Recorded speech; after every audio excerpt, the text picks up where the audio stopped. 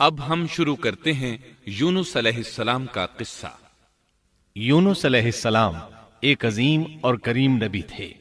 ان کا قصہ قرآن کریم میں ایک انوکھا قصہ ہے۔ آپ کے والد کا نام متا تھا اور آپ سیدنا ابراہیم علیہ السلام کی نسل سے تھے۔ آپ کا ایک نام ذوالنون بھی ہے، یعنی مچھلی والے۔ النون کا مطلب ہے مچھلی۔ اسی طرح آپ کو صاحب الحوت بھی کہا جاتا ہے۔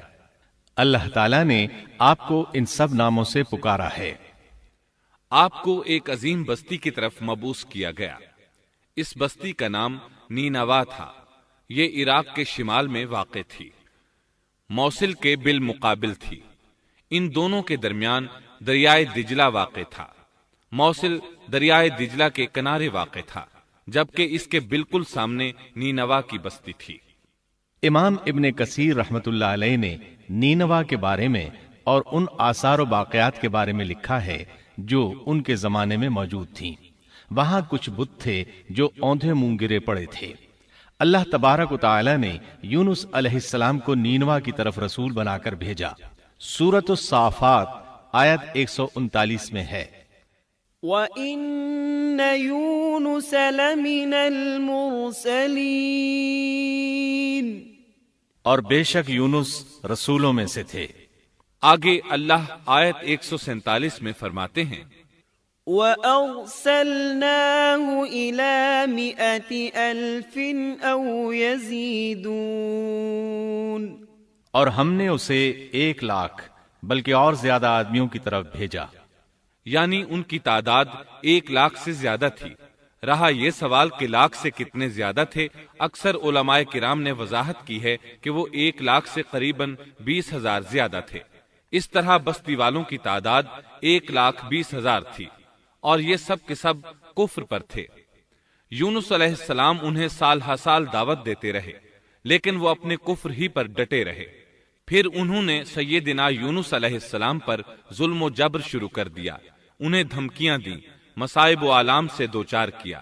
مطلب یہ کہ جس طرح دوسرے انبیاء کرام کے ساتھ کیا گیا، ان کے ساتھ بھی وہی سلوک ہوا۔ آخر آپ نے اپنی قوم کو اللہ کے عذاب سے آگاہ کرتے ہوئے اعلان فرما دیا کہ فلاں دن تم پر عذاب آ جائے گا۔ پھر خود غصے کی حالت میں اس بستی سے نکل گئے، جبکہ اللہ تعالیٰ نے انہیں متعین دن کی مہلت دینے کی اجازت تو دی تھی، لیکن اس بستی سے نکل جانے کا حکم نہیں دیا تھا۔ جب آپ نے انہیں یہ مہلت سنائی تو خود غصے کی حالت میں بستی سے نکل گئے۔ سورہ انبیاء آیت 87 میں اللہ تعالیٰ فرماتے ہیں، وَذَا النُّونِ إِذ ذَّهَبَ مُغَاضِبًا فَظَنَّ أَن لَّن نَّقْدِرَ عَلَيْهِ، مچھلی والے کو یاد کرو جبکہ وہ غصے سے چل دیا اور خیال کیا کہ ہم اسے نہ پکڑ سکیں گے۔ اس آیت کی تفسیر میں امام رازی رحمہ اللہ لکھتے ہیں، جس نے یہ گمان کیا کہ اللہ تعالیٰ اسے پکڑنے کی قدرت نہیں رکھتا، وہ آدمی کافر ہے۔ سیدنا امیر معاویہ رضی اللہ عنہ سے روایت ہے، انہوں نے سیدنا ابن عباس رضی اللہ عنہما سے کہا، آج رات قرآن کریم کی چند آیات کے معانی میں الجھ کر رہ گیا ہوں، مجھے کوئی راستہ سجھائی نہیں دے رہا کہ اس الجھن سے کس طرح نکلوں۔ مجھے بس آپ ایسے نظر آتے ہیں جو ان آیات کا مطلب بتا سکتے ہیں، کم از کم میں ان آیات کی تفسیر اور تعبیر نہیں سمجھ سکا۔ ابن عباس رضی اللہ عنہما نے پوچھا، وہ کون سی آیات ہیں؟ سیدنا امیر معاویہ رضی اللہ عنہ کہنے لگے، یونس علیہ السلام کا یہ خیال کرنا کہ اللہ تعالیٰ ان پر قدرت نہیں رکھتے۔ یہ سن کر سیدنا ابن عباس رضی اللہ عنہما نے فرمایا، اس سے مراد یہ نہیں، یہ لفظ قدر یہاں تنگی کے معنی میں آیا ہے، قدرت اور طاقت رکھنے کے معنی میں نہیں۔ اللہ تعالیٰ نے قدر بمعنی تنگی اور قدر بمعنی قدرت دونوں کا استعمال کیا ہے۔ تنگی کے معنی کی مثال سورۃ الطلاق آیت نمبر 7 میں ہے، وَمَن قُدِرَ عَلَيْهِ رِزْقُهُ فَلْيُنفِقْ مِمَّا آتَاهُ اللَّهُ، اور جس پر اس کے رزق کی تنگی کی گئی ہو، اسے چاہیے کہ جو کچھ اللہ تعالیٰ نے اسے دے رکھا ہے اسی میں سے اپنی حیثیت کے مطابق دے۔ تو اس آیت میں بھی یہی معنی مراد ہے کہ انہوں نے گمان کر لیا ہم ان پر تنگی نہیں کریں گے، یعنی ان کا خیال یہ تھا کہ اگرچہ وہ اللہ تعالیٰ کی اجازت کے بغیر نکل کھڑے ہوئے ہیں پھر بھی اللہ ان پر تنگی نہیں کریں گے، کیونکہ وہ اللہ کے ایک معزز نبی اور رسول ہیں، اور ان کی قوم کے لوگ اللہ کی گرفت اور اس کے عذاب کے مستحق ہیں۔ انہی پر اللہ کا عذاب نازل ہونے والا ہے۔ اس عذاب کی خبر انہیں پہلے ہی سنا دی گئی ہے اور مہلت دے دی گئی ہے، مگر وہ خود اگرچہ اللہ کی اجازت کے بغیر ہی چلے آئے ہیں پھر بھی انہیں سرزنش نہیں کی جائے گی اور وہ کسی گرفت میں نہیں آئیں گے۔ اللہ تعالیٰ ان کے لیے کوئی تنگی نہیں فرمائیں گے۔ اللہ تعالیٰ سورۃ الانبیاء آیت 87 میں فرماتے ہیں، فظن أن لن نقدر عليه، اس نے خیال کیا کہ ہم اسے پکڑ نہیں سکیں گے۔ مطلب یہ کہ ہم انہیں کوئی سزا نہیں کریں گے اور ان پر کسی طرح کی تنگی نہیں کریں گے، اور وہ سمندر کی طرف چل دیے۔ انہی دنوں میں عذاب الہی کی کچھ علامات نینوا بستی پر ظاہر ہونا شروع ہو گئیں۔ ایک بہت بڑا سیاہ بادل ان کی طرف بڑھنے لگا۔ اس بادل میں آگ کے شعلے دکھائی دینے لگے۔ ان لوگوں نے یہ بادل ان متعین دنوں میں سے پہلے ہی دن دیکھ لیا۔ اس کو دیکھتے ہی وہ سمجھ گئے کہ جس طرح سیدنا یونس علیہ السلام نے انہیں آگاہ کیا تھا یہ عذاب ان پر نازل ہو کر رہے گا، اور جو عذاب سیدنا لوط علیہ السلام کی قوم پر آیا تھا وہ اس کے بارے میں بھی اچھی طرح جانتے تھے۔ وہ بستی ان کی بستی کے قریب ہی تھی، اس لیے وہ ڈر گئے۔ ان کے سردار جمع ہوئے اور کہنے لگے، جیسے تم سے پہلے لوگوں پر عذاب اترا کرتے تھے تم پر بھی یہ نازل ہو کر رہے گا، جلدی کرو، سب جمع ہو جاؤ۔ چنانچہ انہوں نے اس بات پر اتفاق کر لیا کہ سیدنا یونس علیہ السلام نے بالکل سچ فرمایا تھا۔ اللہ کی قسم، یہ بالکل وہی عذاب ہے، تم اللہ کے عذاب سے نجات نہیں پا سکو گے۔ اس سے بچنے کی ایک ہی صورت ہے کہ تم ایمان لے آؤ اور توبہ کر لو۔ اس طرح وہ سب کے سب ایمان لے آئے، لیکن سیدنا یونس علیہ السلام وہاں موجود نہیں تھے۔ ان کی عدم موجودگی میں یہ سب کے سب یعنی 1,20,000 افراد ایمان لے آئے۔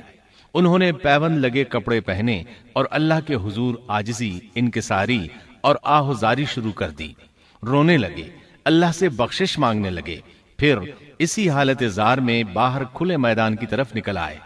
ان کے سرداروں نے سب کو الگ الگ کر دیا، یہاں تک کہ ماں اور بیٹے کو بھی جدا کر دیا۔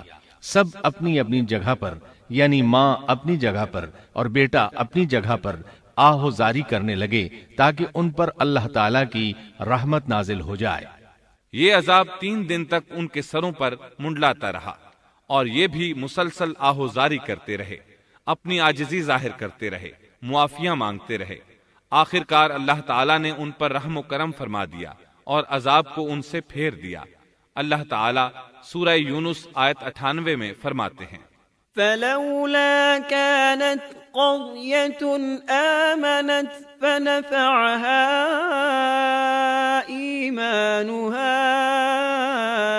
إلا قوم يونس، چنانچہ کوئی بستی ایمان نہ لائی کہ ایمان لانا اس کے لیے فائدہ مند ہوتا سوائے یونس کی قوم کے۔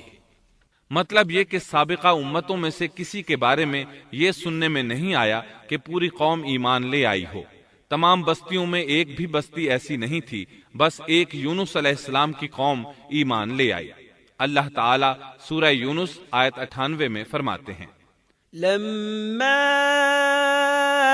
آمنوا كشفنا عنهم عذاب الخزي في الحياة الدنيا ومتعناهم إلى حين۔ جب وہ ایمان لے آئے تو ہم نے رسوائی کے عذاب کو دنیاوی زندگی میں ان پر سے ٹال دیا اور ان کو ایک وقت تک کے لیے زندگی سے فائدہ اٹھانے کا موقع دیا۔ مطلب یہ کہ ہم نے انہیں دنیاوی زندگی کا لطف اٹھانے کا موقع دیا۔ اب اس قوم پر قیامت کے دن تک عذاب نہیں اترے گا۔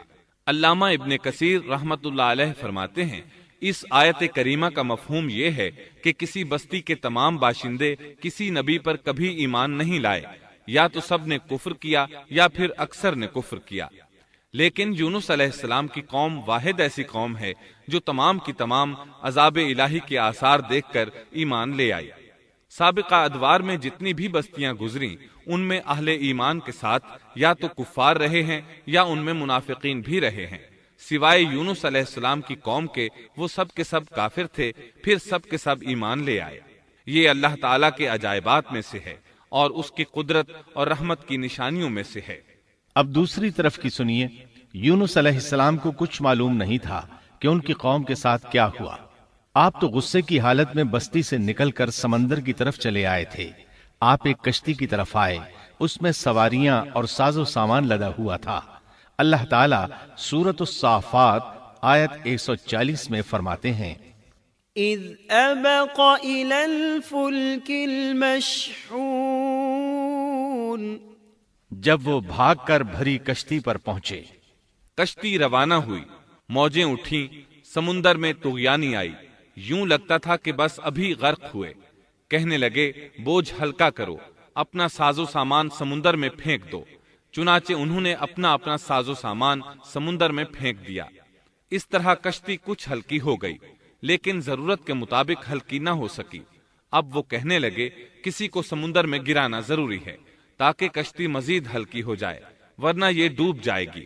جلدی کرو، قرع ڈالو۔ جس کے نام کا قرع نکلتا جائے اسے سمندر میں گراتے جاؤ اور بار بار یہ عمل دہراتے جاؤ یہاں تک کہ کشتی ہلکی ہو جائے۔ چنانچہ قرع ڈالا گیا۔ سب سے پہلے یونس علیہ السلام کا نام نکلا۔ سب کہنے لگے نہیں، یہ تو ایسے نہیں ہیں، ان کے چہرے پر تو سجدوں کے نشانات ہیں، انہیں رہنے دو، پھر قرع ڈالو۔ چنانچہ پھر قرع ڈالا گیا، پھر انہی کا نام نکلا۔ سب نے تعجب کیا۔ تیسری مرتبہ پھر قرع ڈالا گیا، اس بار پھر یونس علیہ السلام ہی کا نام نکلا۔ اللہ تعالیٰ سورۃ الصافات آیت 141 میں فرماتے ہیں، فساهم فكان من المدحضين، پھر قرآن اندازی ہوئی تو یہ مغلوب ہو گئے۔ ہر بار انہی کا نام نکلا۔ آخر کار ان لوگوں نے انہیں پکڑ کر سمندر میں گرا دیا۔ فالتقمه الحوت، تو پھر انہیں مچھلی نے نگل لیا۔ حوت بڑی مچھلی کو کہتے ہیں۔ اللہ تعالیٰ نے حوت کو القاء فرمایا، انہیں کھانا نہیں، نہ ان کے جسم کو کوئی گزند پہنچے۔ یہ اس مچھلی کو اللہ تعالیٰ کے احکامات تھے۔ اللہ تعالیٰ سورۃ الصافات آیت 142 میں فرماتے ہیں، فالتقمه الحوت وهو مليم، تو پھر انہیں مچھلی نے نگل لیا اور وہ خود اپنے آپ کو ملامت کرنے لگے۔ یعنی وہ سمجھ گئے کہ بار بار جو ان کا نام قرآن اندازی میں نکلتا رہا ہے تو وہی مقصود ہیں، چنانچہ خود کو ملامت کرنے لگے، اور یہ ملامت توبہ کی ابتدا ہے کہ انسان خود کو ملامت کرتا ہے۔ اب یونس علیہ السلام مچھلی کے پیٹ میں تھے۔ اللہ کی قدرت، آپ مچھلی کے پیٹ میں 3 دن تک رہے، بعض روایات میں 7 دن اور زیادہ سے زیادہ مدت 40 روز آئی ہے۔ آپ نے مچھلی کے پیٹ میں اللہ تعالیٰ کو پکارا۔ اللہ سورۃ الانبیاء آیت 87 میں فرماتے ہیں، فنادى في الظلمات، آخر کار وہ اندھیروں کے اندر سے پکار اٹھے۔ علماء نے یہاں 3 اندھیروں کا ذکر کیا ہے، مچھلی کے پیٹ کا اندھیرا، سمندر کا اندھیرا اور رات کا اندھیرا۔ گویا ان پر یہ سارے اندھیرے اکٹھے ہو گئے تھے۔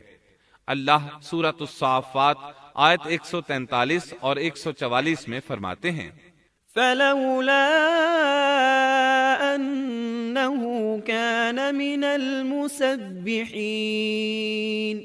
للبث في بطنه إلى يوم يبعثون، پس اگر یہ پاکی بیان کرنے والوں میں سے نہ ہوتے تو لوگوں کے اٹھائے جانے کے دن تک اس کے پیٹ ہی میں رہتے۔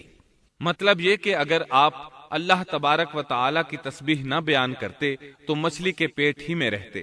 آپ نے دعا نہیں مانگی بلکہ اللہ عز و جل کی تسبیح بیان کی۔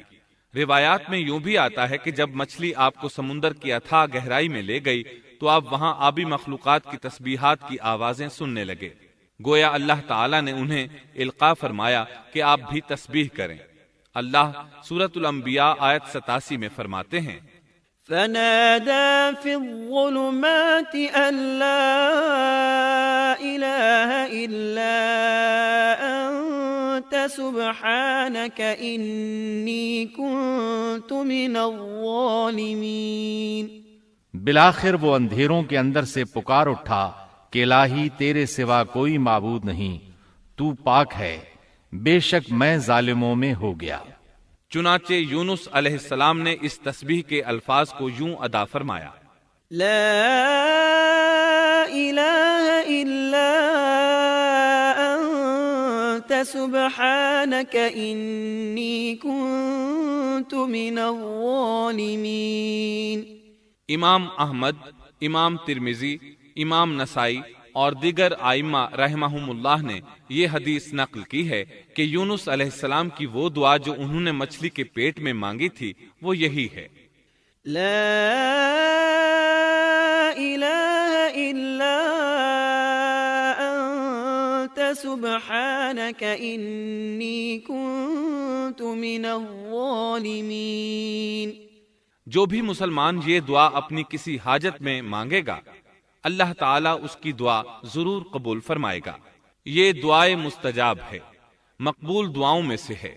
اسی دعا کے بعد اللہ تعالیٰ نے یونس علیہ السلام کو اس پریشانی سے نجات عطا فرمائی۔ اللہ سورۃ الانبیاء آیت 88 میں فرماتے ہیں، فاستجبنا له ونجيناه من الغم وكذلك ننجي المؤمنين۔ تو ہم نے اس کی پکار سن لی اور اسے غم سے نجات دے دی، اور ہم ایمان والوں کو اسی طرح بچا لیا کرتے ہیں۔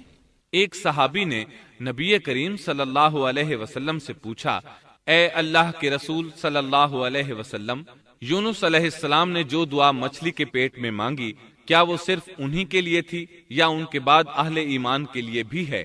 تو آپ نے فرمایا، یہ دعا یونس علیہ السلام کے لیے خاص تھی اور سب اہل ایمان کے لیے عام ہے۔ کیا تم نے اللہ تعالیٰ کا یہ فرمان نہیں سنا؟ وَكَذَلِكَ نُنْجِي الْمُؤْمِنِينَ۔ اور ہم ایمان والوں کو اسی طرح بچا لیا کرتے ہیں۔ جو بھی اس دعا کو پڑھے گا اللہ اسے رنج و غم سے نجات دیں گے۔ ایک قول کے مطابق تقریباً 40 روز آپ کی شب و روز یہی دعا رہی۔ اس مدت کے ختم ہونے پر اللہ تعالیٰ نے آپ کی دعا کو قبولیت بخشی۔ مچھلی ساحل پر پہنچی، انہیں کنارے پر ڈالا اور واپس چلی گئی۔ اس بات کو اللہ تعالیٰ نے سورۃ الصافات آیت 145 میں یوں بیان فرمایا ہے، فَنَبَذْنَاهُ بِالْعَرَاءِ وَهُوَ سَقِيمٌ۔ پس اسے ہم نے چٹیل میدان میں ڈال دیا اور وہ اس وقت بیمار تھے۔ آپ وہاں اسی طرح لیٹے رہے۔ پھر اللہ کی قدرت سے آپ کے قریب ایک بیلدار درخت اگا، جیسا کہ سورۃ الصافات آیت 146 میں ہے، وَأَنبَتْنَا عَلَيْهِ شَجَرَةً مِّن يَقْطِينٍ۔ اور اس پر سایہ کرنے والا ایک بیلدار درخت ہم نے اگا دیا۔ اس کدو کے درخت کے متعلق مورخین کا کہنا ہے کہ اللہ تعالیٰ نے اس درخت کا انتخاب اس لیے فرمایا تھا کہ اس درخت کے پتے چوڑے ہوتے ہیں، ان کے سائے میں انہیں ڈھانپ دیا گیا تاکہ ہوا سے اذیت نہ پہنچے، اس لیے کہ ان کے جسم سے جلد اتر گئی تھی۔ پھر اس درخت سے خوشکن خوشبو بھی آتی تھی، اس خوشبو نے انہیں فرحت بخشی۔ پھر کدو کی خوشبو میں ایک خصوصیت یہ تھی کہ حشرات الارض کو دور رکھتی ہے۔ اللہ تعالیٰ نے انہی خصوصیات کی وجہ سے اس بیلدار درخت کا انتخاب فرمایا تھا تاکہ آپ ہر طرح کی تکلیف سے محفوظ رہیں۔ یہ ہے اللہ کی قدرت، سبحان اللہ۔ اسی طرح مفسرین یہ بھی کہتے ہیں کہ اللہ تعالیٰ نے ان کے پاس ایک پہاڑی بکری بھیج دی، وہ آپ کے قریب آتی اور آپ کے سر کے اوپر اپنی ٹانگیں پھیلائے کھڑی ہو جاتی۔ اس طرح اس کے تھن آپ کے منہ میں چلے آتے اور آپ ان سے خواہش کے مطابق دودھ پیتے۔ یہ تھا آپ کا کھانا اور پینا۔ رفتہ رفتہ آپ کی حالت بہتر ہو گئی، توانا اور تندرست ہو گئے، پھر آپ اٹھنے کے قابل ہو گئے، اور یہ سب اللہ تعالیٰ کی مہربانی سے ہوا۔ جب آپ کی صحت لوٹ آئی تو اللہ تعالیٰ نے آپ کو پھر آپ کی قوم کی طرف بھیجا، جیسا کہ سورۃ الصافات آیت 148 میں ہے۔ وَأَرْسَلْنَاهُ إِلَى 100,000 أَوْ يَزِيدُونَ فَآمَنُوا فَمَتَّعْنَاهُمْ إِلَى حِينٍ۔ اور ہم نے اسے 1,00,000 بلکہ اور زیادہ آدمیوں کی طرف بھیجا، پس وہ ایمان لے آئے اور ہم نے انہیں ایک زمانے تک عیش و عشرت دی۔ وہ سب کے سب آپ پر ایمان لے آئے تھے۔ اللہ تعالیٰ نے اس قصے کے ذریعے نبی کریم صلی اللہ علیہ وسلم کو اشارہ فرمایا ہے کہ دعوت دیتے ہوئے اکتانا نہیں۔ اللہ سورۃ القلم آیت 48 میں فرماتے ہیں، وَلَا تَكُن كَصَاحِبِ الْحُوتِ، اور مچھلی والے کی طرح نہ ہو جائیے۔ ان لوگوں کو دعوت حق دیتے رہیے۔ دیکھیے وہ سال ہر سال دعوت دیتے رہے لیکن اکتائے نہیں، ان سے مایوس نہیں ہوئے۔ ان کی پوری بستی میں سے ایک بھی ان پر ایمان نہیں لایا تھا، لیکن جب ان سے مایوس ہو گئے تو انہیں اللہ کے عذاب سے آگاہ کر دیا اور منہ پھیر کر چل دیے تو وہ سب کے سب ایمان لے آئے۔ اللہ تعالی سورۃ القصص آیت 56 میں فرماتے ہیں، إنك لا تهدي من أحببت ولكن الله يهدي من يشاء۔ آپ جسے چاہیں ہدایت نہیں دے سکتے، بلکہ اللہ تعالیٰ ہی جسے چاہتا ہے ہدایت دیتا ہے۔ اس قصے میں بہت بڑا سبق ہے کہ کسی بھی حالت میں اللہ کی رحمت سے مایوس نہیں ہونا چاہیے اور نہ ہدایت کے معاملے میں اپنی ذات پر بھروسہ کرنا چاہیے۔ ہدایت تو بس صرف اللہ تعالیٰ ہی کی طرف سے ہے، آپ کے ذمے تو پیغام حق پہنچا دینا ہے۔ اللہ سبحانہ و تعالیٰ کے ذمے ہدایت سے نوازنا ہے۔ اللہ تعالیٰ نے انہیں پاک صاف بنا دیا، انہیں چن لیا۔ اللہ خود ہی سورۃ القلم آیت 50 میں وضاحت فرماتے ہیں، فاجتباه ربه فجعله من الصالحين۔ اسے اس کے رب نے پھر نوازا اور اسے نیک لوگوں میں کر دیا۔ امام مسلم نے ایک حدیث روایت کی ہے کہ نبی کریم صلی اللہ علیہ وسلم نے فرمایا، لا ينبغي لعبد ان يقول انا خير من يونس بن متى۔ تم میں سے کوئی شخص ہرگز یہ نہ کہے کہ میں یعنی محمد یونس بن متا سے بہتر ہوں، یعنی یوں نہ کہے کہ میں سیدنا یونس علیہ السلام سے افضل ہوں، وہ اس طرح کہ وہ تو اپنی قوم کے ایمان لانے سے مایوس ہو گئے تھے اور میں مایوس نہیں ہوں۔ اس طرح بالکل نہ کہے، کیونکہ بالآخر اللہ تعالیٰ نے آپ کو چن لیا اور برگزیدہ بنا لیا اور صالحین میں داخل کر لیا۔ اس واقعے میں نبی کریم صلی اللہ علیہ وسلم کو جو ہدایت دی گئی ہے اس کا ذکر سورۃ القلم آیت 41 میں آتا ہے، فاصبر لحكم ربك ولا تكن كصاحب الحوت۔